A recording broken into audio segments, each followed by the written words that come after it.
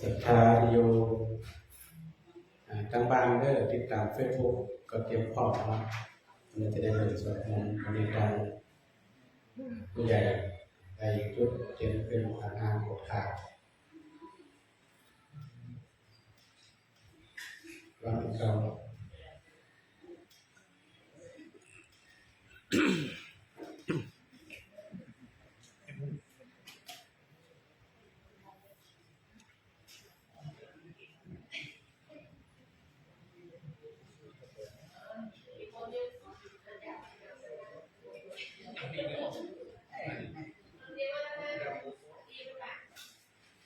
ต่อไปก็ได้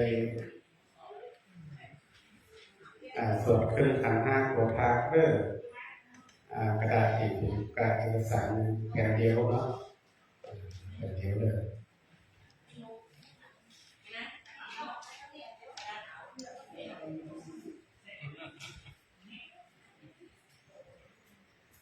ต่อกันนะเนาะนะโมตัสสะภะคะวะโตอะระหะโตสัมมาสัมพุทธัสสะนะโมตัสสะภะคะวะโตอะระหะโตสัมมาสัมพุทธัสสะนะโมตัสสะภะคะวะโตอะระหะโตสัมมาสัมพุทธัสสะอัจจโยโนปันเตระจักกะมายะถาปะเรยะถามุลาเหยะถาอากุสะเลโยหังพันเตพุทธาธัมมาสังฆาสังฆาเตสุกัมมัฏฐานาจาริยาญาเกสุปัญจรัตเนสุอัตติเทวาปัจจุปันเนวายาติวากะโหวากายเนวาวาจายาวามนาสาวาปัตมาทาวาอาคาลวาอาคาลามิติสวยะถาธัมมังปฏิการโรมิตัสสะเมอัจจยังอัจจยะโตปฏิคันหันตุอะมันตุอายะติงสัมวารายะสาธุโอกาสกาแด่พระแก้วเจ้าห้าจำพวกมีวาระองค์สัตติสัพพัญโยพระพุทธ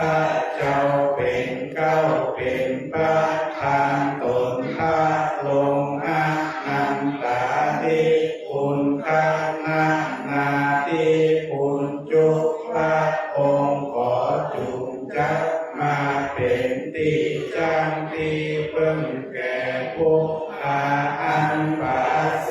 แต่ดีหลีบัดนี้ผู้ขามีดอกไม้รูปเทียนมาตั้งไว้เป็นห้าโกฏาและแบ่งไว้เป็นสองปันตังมาโกฏาถวายอุจจายังศีลาธิคุณปัญญาธิคุณวิริยะธิคุณแห่งพระแก้วเจ้าห้าจำพวกขอจงเป็นปานวะโมปากาทุปานิสัยพระใจเมื่อเนื้อได้ยังโลกุตตะลาสัมปติสุขคือมัคคาภาลานิพพานเจ้าแต่ดีหลีทุติยะโกฏาถวายอุจจาแล้วลุ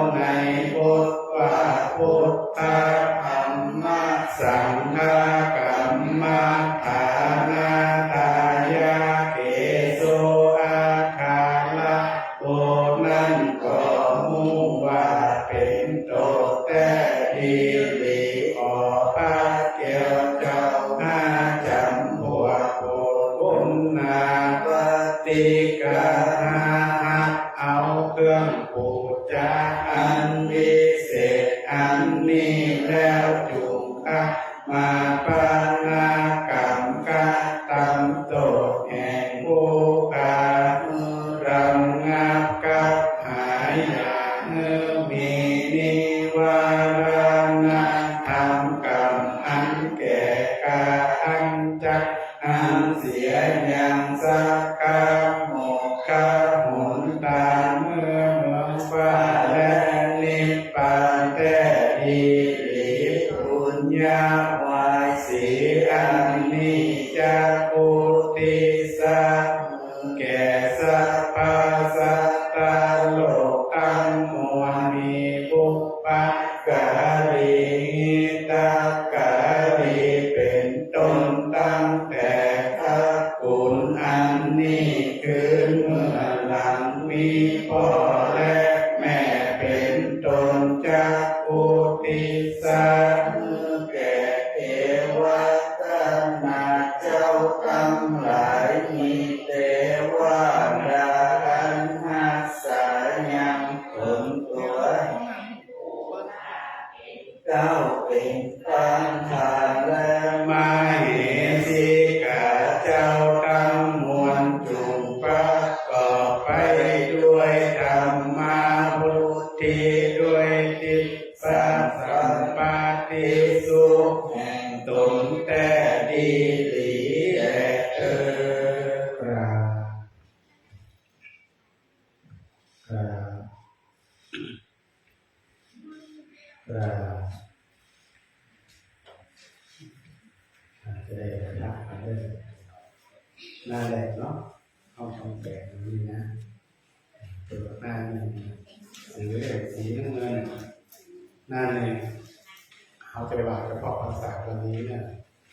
เราทำด้วยนะโยโสภะคะวะอะระหังสัมมาสัมพุทโธสวากขาโตเยนะภะคะวะตาธัมโม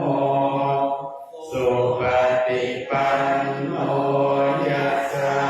ภะคะวะโตสาวกสังโฆ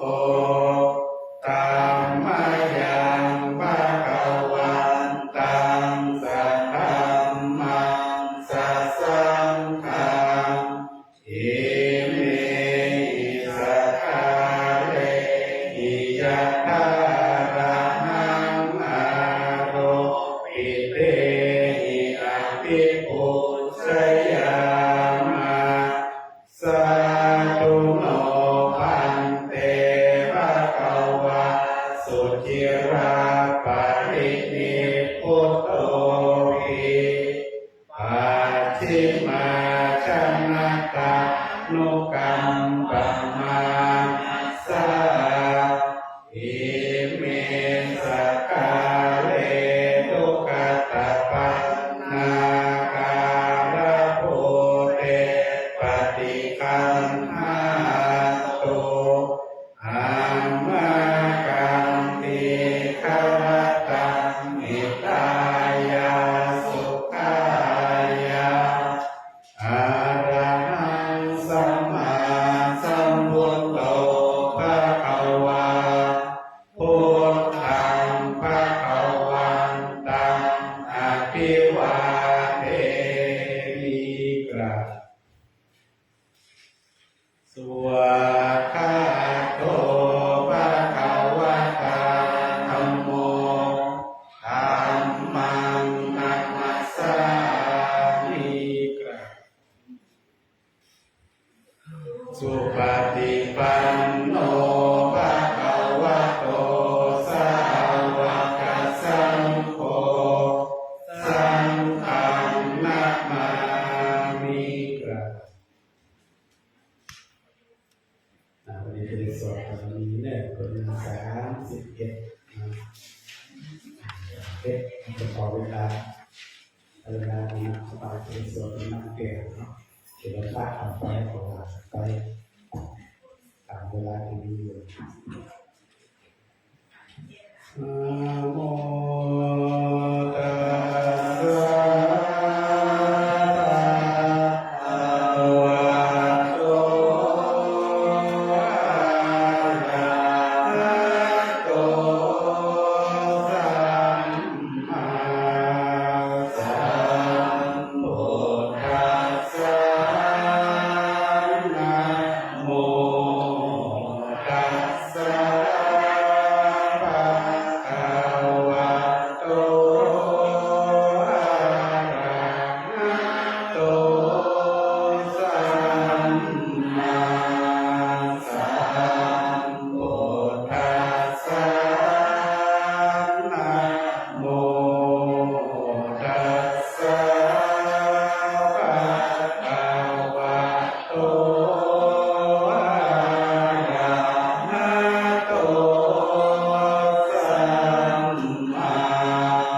สัมพุทธัสสะพุทธังชีวิตังยาวานิพพานังสรณังคัจฉามิ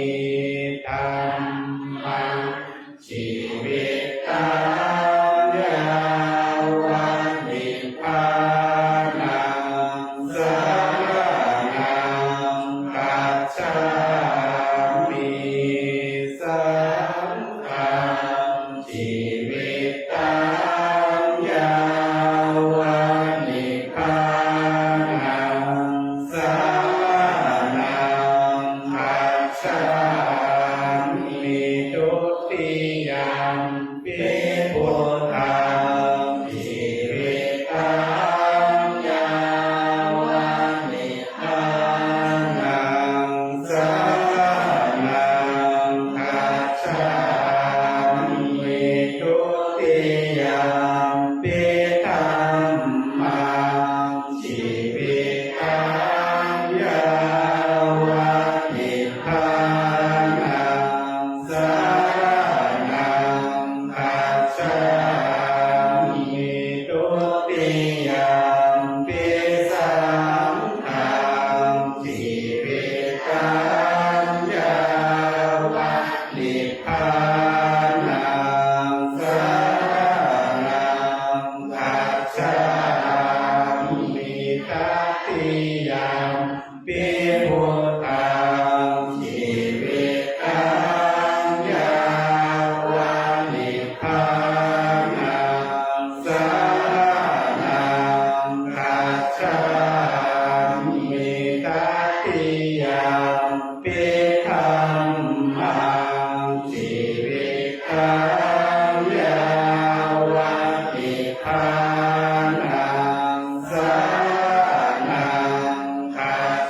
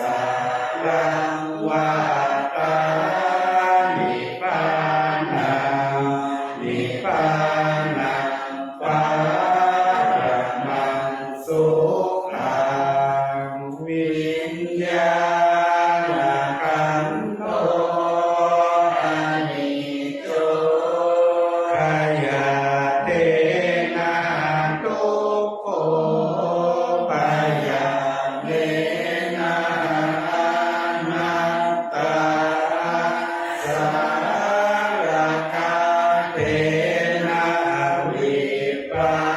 ยนามาธัมโมนิจจาวัฏฏานิพพานังสุขังวัฏฏานิพพานังสารังวัฏฏานิพพานังนิพพานังปารมังสุขังเตนิโยนามาภาภาวะเสตังวัฏฏะกังมานังตุวังโสหังพุทโธภวิสัตติอุสรังตาธัมเมสัมมาสัมพุทโธอิติปิโสภะคะวะชนะโอนามาภาภาวะเสตังวัฏฏะกังมานาตุวังโสหังพุทโธภวิสัตติอุสรังตาธัมเมสัมมาสัมพุทโธอิติปิโสภะคะวะสุ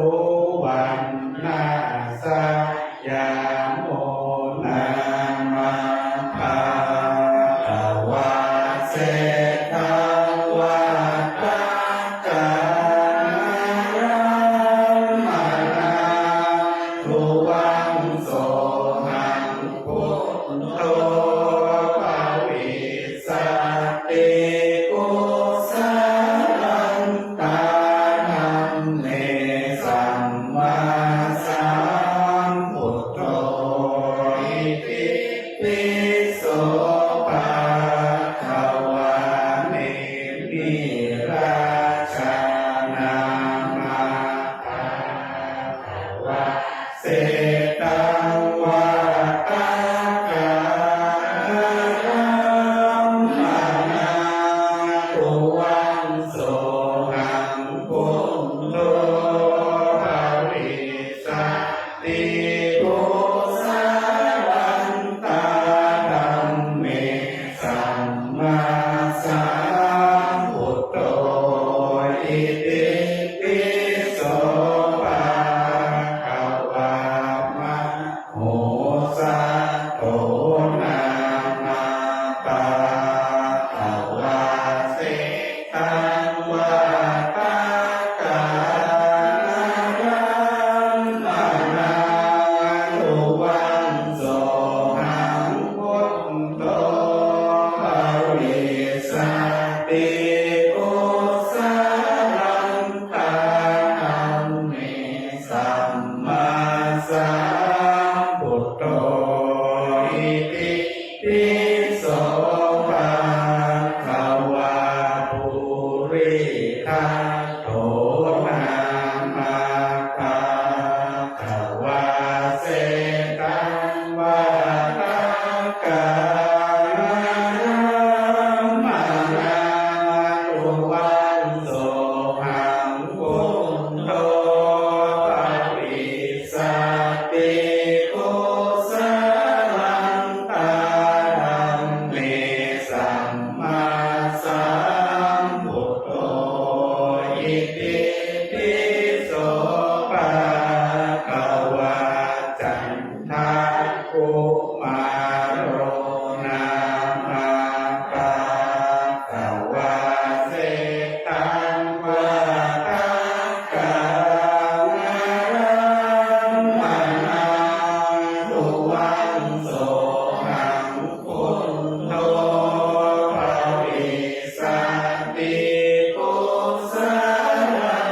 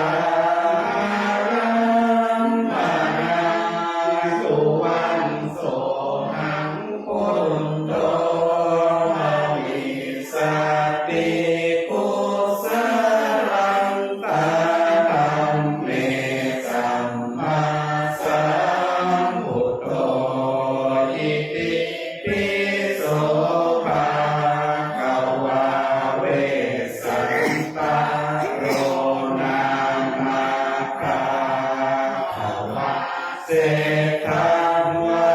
ฏกานามานาทุวังโสหังพุทโธปะริ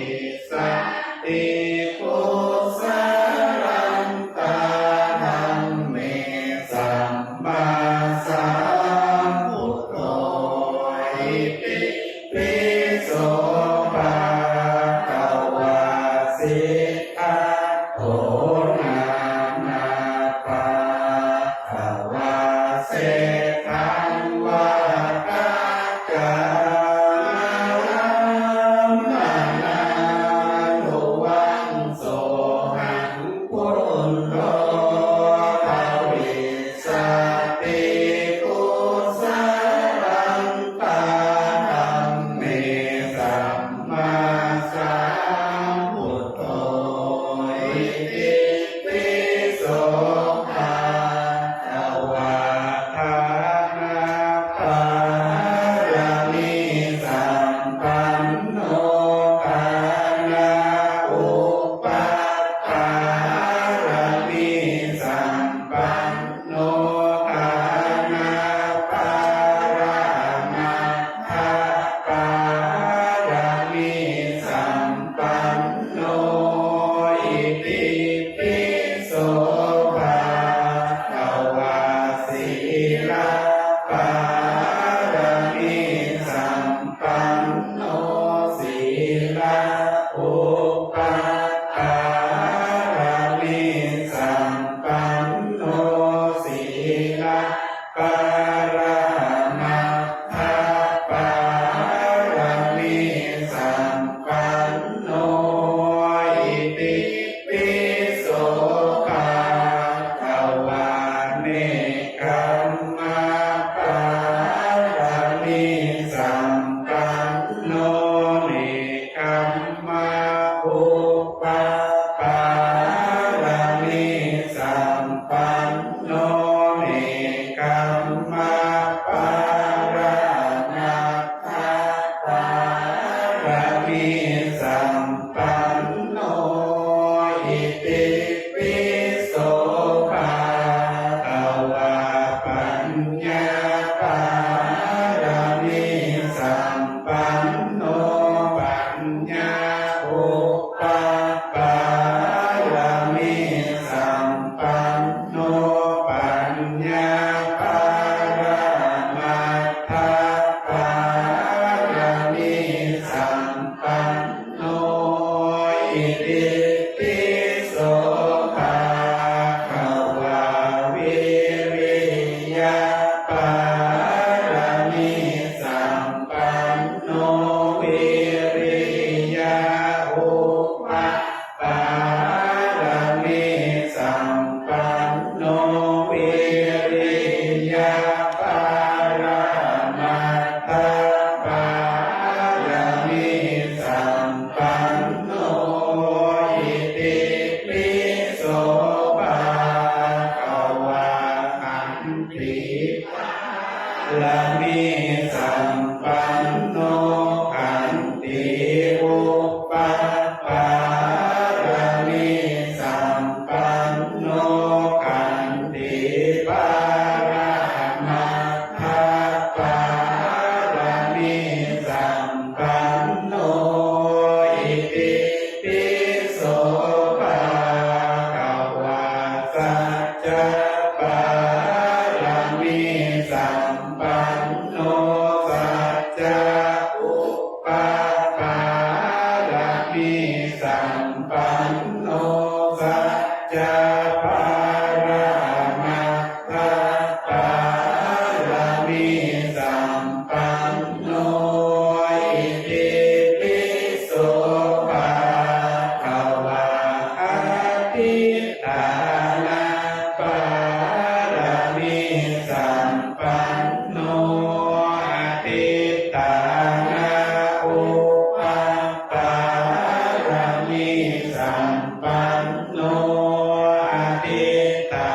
นะปารมัตถปารมิสัมปันโนอิติปิโส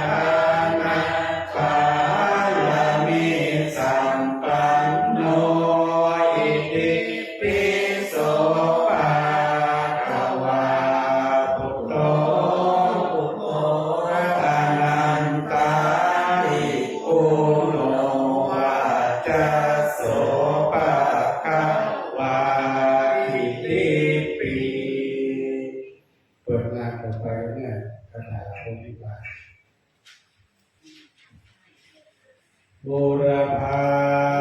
สัมมิพระพุทธคุณนังบุรพาสัมมิพระธรรมเมตังบุรพาสัมมิพระสังฆานังสุขาโลกัปปยังวิวัชชัยเยสัพพทุกข์สัพพโสสัพพโรคสัพพภัยสัพพเคราะห์สัมมิจันไดวิวัชชัยเยสัพพทานังสัพพราภังมัควันตุเมรังคันตุสุรังคันตุอาคันเนรัสสมิพระพุทธคุณนังอาคันเนรัสสมิพระธรรมเมตตาอาคันเนรัสสมิพระสังฆานังทุกขโลกัปปยังวิวัชชัยเยสัพพทุกข์สัพพโสสัพพโรคสัพพภัยสัพพเคราะห์สัมมิจันไดวิวัชชัยเยสัพพทานังสัพพราภังภวันตุเมรังคันตุสุรังคันตุทักษิณรสมิงพระพุทธคุณนังทักษิณรสมิงพระธรรมเมตตาทักษิณรสมิงพระสังฆานังทุกขโลกัปปยังวิวัชชัยเยสัพพทุกข์สัพพโสสัพพโรคสัพพภัยสัพพเคราะห์สัมมิจันไดวิวัชชัยเยสัพพทานังสัพพราภังภวันตุเมรังคันตุสุรังคันตุหรติรสมิพระพุทธคุณนังหรติรสมิพระธรรมเม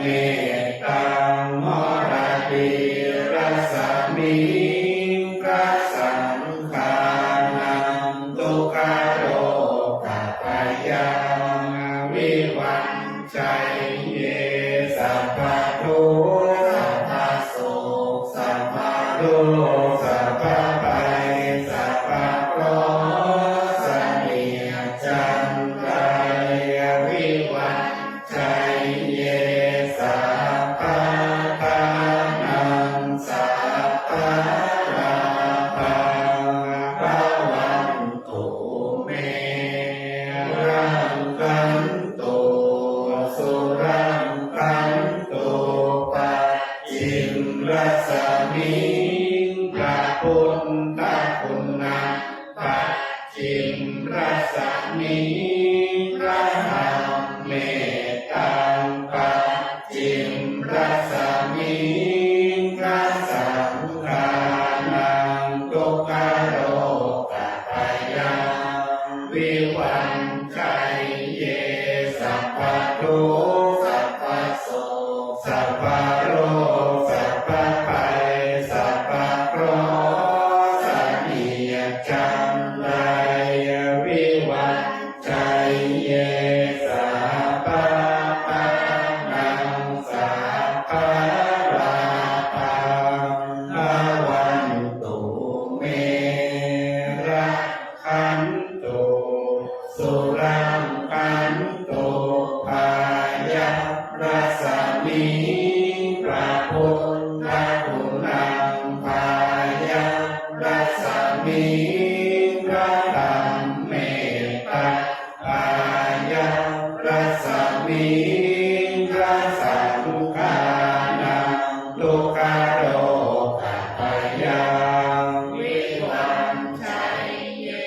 สัพพะทุกข์สัพพะโศกสัพพะโรคสัพพะภัยสัพพะเคราะห์สัพเพจันไรวิวัชชัยเยสัพพะทานังสัพพะลาภังภวันตุเมรังคันตุสุรังคันตุอุดรรัศมีพระพุทธคุณังอุดรรัศมีพระธรรมเมตังอุดรรัศมีพระสังฆานังตุกโรกัปยังวิวันชัยเยสัพพะทุกข์สัพพะโศกสัพพะโรคสัพพะภัยสัพพะเคราะห์สัพเพจันไรวิวัชชัยเยสัพพะทานังสัพพะลาภังภวันตุเมรักขันตุสุรังคันตุอิสานรัสมิงพระพุทธคุณังอิสานรัสมิงพระธรรมเมตังอิสานรัสมิงพระสังฆานังตุกโรกัปยังวิวันชัยเยสัพพะทุกข์สัพพะโศกสัพพะโรคสัพพะภัยสัพพะเคราะห์สัพเพจันไรวิวันชัยเยสัพพะทานังสัพพะลาภังภวันตุเมรังคันตุสุรังคันตุอาการัสมิงพระพุทธคุณังอาการัสมิงพระธรรมเมตังอาการัสมิงพระสังฆานังตุกโรกัปยังวิวันชัยเยสัพพะทุกข์สัพพะโศกสัพพะโรคสัพพะภัยสัพพะเคราะห์สัพเพจันไร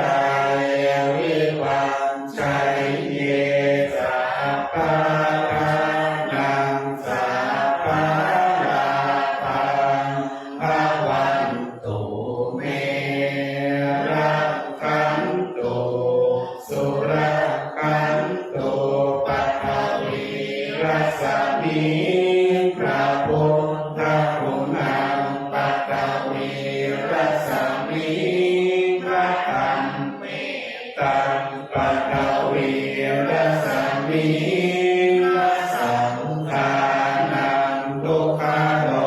กัปยังวิวันชัยเยสัพพะทุกข์สัพพะโศกสัพพะโรคสัพพะภัยสัพพะเคราะห์สัพเพจันไรวิวันชัยเยสัพพะทานังสัพพะลาภังภวันตุเม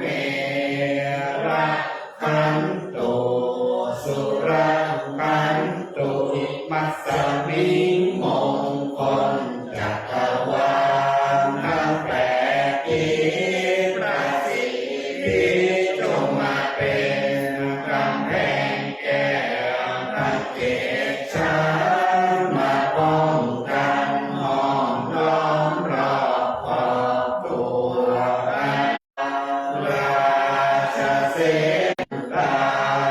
สัตโยชนะสัตสาสามิพุทธาชารปริเกเตรังคันตุสุรังคันตุอิมัสสมิงมงคลจักรวาลทั้งแปดทิศ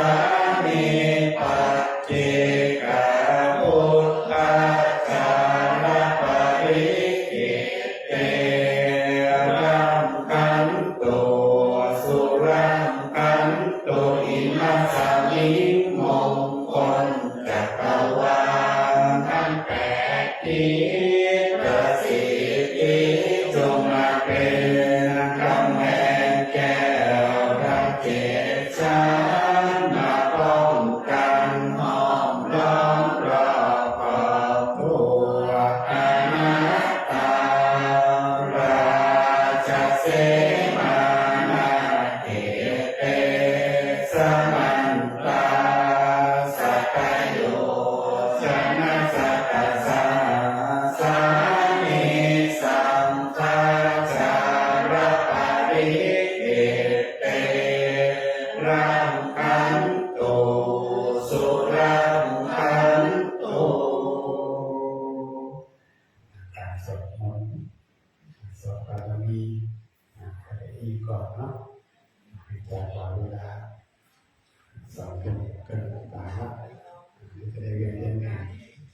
ต่อจากนี้ไปเราก็ได้เจริญสมาธิภาวนาเด้อขอทุกคนได้พิจารณาหนังสือแล้วก็บรรลุขึ้นจะได้อธิษฐานนั่งสมาธิว่าพ่อกันไปเลยเนาะอิมังภาวนาคัมมังอธิษฐามิอิมังภาวนาคัมมังอธิษฐามิอิมังภาวนาคัมมังอธิษฐามิก็ปล่อยมือเอาวางซ้ายลงไปที่ตักมือขวาวางทับซ่อนจิตตัวตรงดำรงสติมั่นรับตางับปากสำรวมกายสำรวมวาจาเพื่อทำจิตใจของเราสงบเนื่องในวันนี้วันสำคัญทางพระพุทธศาสนาวันอาสาฬหบูชาเราจะต้องทำบุญครบ3-4 ประการในวันนี้1ก็คือการให้ทานทำบุญ2ก็คือการรักษาศีล3ก็คือการเจริญภาวนา4เราได้ฟังธรรมในวันนี้ขอบุญกุศลคือมันได้ครบถ้วนตามหลักทางพระพุทธศาสนาอันนั้นขอทุกท่านทุกคนได้ตั้งอกตั้งใจเจริญสมาธิภาวนาทำได้ที่พุทโธก็เอาจิตมากำหนดถึงของเราหายใจก็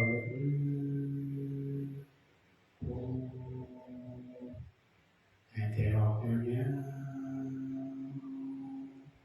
โธ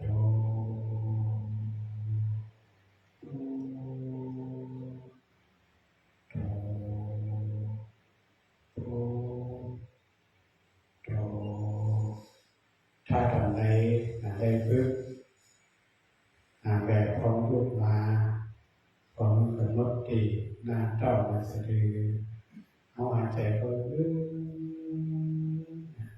ต่อมันก็จะฟองก็ลดพองหนอหายใจออกเงี้ยต่อก็จะหยุดเอาก็ลดทุกหนอถ้าเอากำหนดที่ไหนคือเอาจิตหรือว่าความรู้สึกของเรา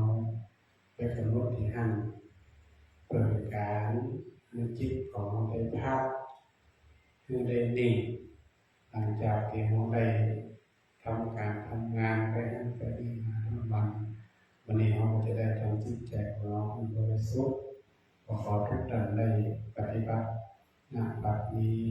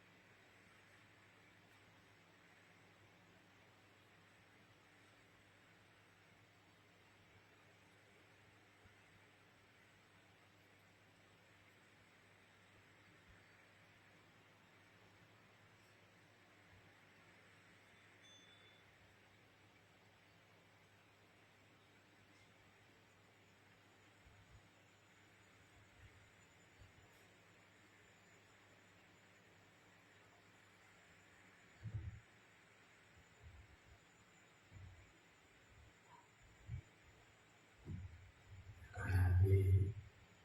เราจะเจริญสมาธิภาวนาเป็นเวลาพอสมควรแล้วก็ขอทุกท่านให้ใครสมาธิเรามือขึ้นเจริญอธิษฐานออกแล้วก็แผ่เมตตาต่อไปพร้อมกันด้วยอิมังภาวนาธัมมังปฏิชิตามิอิมังภาวนาธัมมังปฏิชิตามิอิมังภาวนาธัมมังปฏิชิตามิแผ่เมตตาเมืองเด้อหน้า66หน้า66อิมังตานากัมมังนิปานาปัจจยโยโหตุโนนิจังอิมังสีลากัมมังนิปานาปัจจยโยโหตุโนนิจังอิมังภาวนากัมมังนิปานาปัจจยโยโหตุโนนิจังกินจิอุสารังกัตตะปังกัมมังสัพเพหิกะเตหิกะตังปุญญังโนอะนุโมทันตุสุนันตุโหนโตเยเทวาอัสสมิงหาเนอะติคาตาติกายุกาสัตตาโหนโตสัพพะสัตตาสุขีอัตตานังปานิหารันโตมาตาปิตาสุขิตาโหนโตทุกขาปังมุญจันโตสัพเพยติกาสุขิตาโหนโตทุกขาปังมุญจันโตสัพเพอะยาติกาสุขิตาโหนโตทุกขาปังมุญจันโตสัพเพปิสาสัพเพยัคขะสัพเพเปตาสุขิตาโหนโตทุกขาปังมุญจันโตสัพเพยัคขะตาสุขิตาโหนโตทุกขาปังมุญจันโตสัพเพเทวาสุขิตาโหนโตทุกขาปังมุญจันโตสัพเพอาจาริโยปัจจายาสุขิตาโหนโตทุกขาปังมุญจันโตสัพพะสัมปตินังสามิชันตุโอต่อไปเถิดตั้งหมดเลยวันทามิพุทธังสัพพันเมโตสังฆามาตาเมพันเตวันทามิธัมมังสัพพันเมโตสังฆามาเมพันเตวันทามิสังฆังสัพพันเมโตสังฆามาคาเมพันเตวันทามิกาโรปัจจายาจาริเยสัพพันเมโตสังฆามาคาเมพันเตวันทามิกัมมัฏฐานังสัพพันเมโต สังฆามาทัสเมปันเตวันทามิอารังเมปัทธาสีมายังสัพพังเมโตสังฆามาทัสเมปันเตวันทามิเจติยังสัพพังสัพพะทาเนสุปาปิติตาสาริลาตาโลมาหาโพธิพุทธาลุปังสักกาลังสัทธานาคาโลเกเทวะโลเกปัมมาโลเกจัมโพธิเปลังกาทิเปสาริลาตาตุโยเกสาตาตุโยอาราหันตาตาตุโยเจติยังคันธากุติจาตุราสิติสาเสมากันเมสัพเพสัมปัทธะเจติยังอาหังวันทามิสัพพะโสวันทาน้อยเด้อวันทามิพันเตสัพพังอปาลาตังกามาตะเมพันเตมายากาตังปุญญังสามินาอนุโมทิตาปังสามินาทาตังปุญญังไมหังทาตาปังสาธุสาธุอนุโมทามิกราบหนึ่งกราบสองกราบสามคนน้องจะได้เรียนเทียนเนาะจะได้รวมไปครับอะระหังสัมมาสัมพุทโธภะคะวาพุทธังภะคะวันตังอะภิวาเทมิสวากขาโตภะคะวะตาธัมโมธัมมังนามัสสามิสุปฏิปันโนภะคะวะโตสาวกสังโฆสังฆังนามาต่อไปจะได้เวียนเทียนเด้อ